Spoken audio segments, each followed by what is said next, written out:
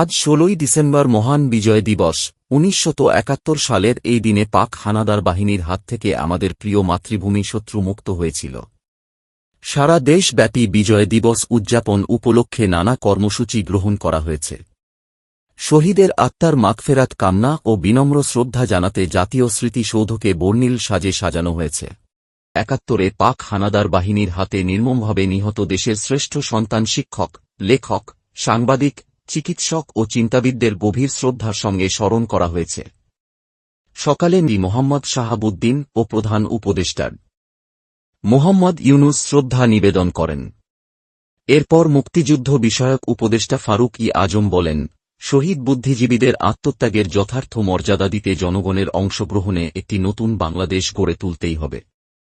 দিবসটি উপলক্ষে বিভিন্ন রাজনৈতিক দল, সামাজিক ও সাংস্কৃতিক সংগঠনের নেতারাও স্মৃতিসৌধে পুষ্পস্তবক অর্পণ করেন। বক্তারা বলেন, শহীদদের রক্ত বৃথা যেতে দেওয়া হবে না।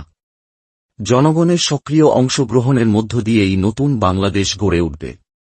সামনে জাতীয় নির্বাচনকে কেন্দ্র করে জনগণের অংশগ্রহণ নিশ্চিত হবে এবং জনগণের মতামতের ভিত্তিতেই ভবিষ্যৎ সরকার গঠিত হবে। এ লক্ষ্যে ১ জুলাই সন্ধ্যের কথাও উল্লেখ করা হয়। এদিকে বিএনপি মহাসচিব মির্জা ফখরুল ইসলাম আলমগীর মন্তব্য করেন, আসন্ন জাতীয় নির্বাচন হবে স্বাধীনতার পক্ষে ও বিপক্ষে শক্তির লড়াই। যারা বাংলাদেশের স্বাধীনতা চায়নি, জনগণ তাদের কখনো গ্রহণ করবে না। তিনি অভিযোগ করেন, পতিত ফ্যাসিবাদী শক্তি নির্বাচনকে সামনে রেখে অস্থিতিশীলতা তৈরির জন্য প্রার্থীদের ওপর হামলা ও সন্ত্রাস চালাচ্ছে।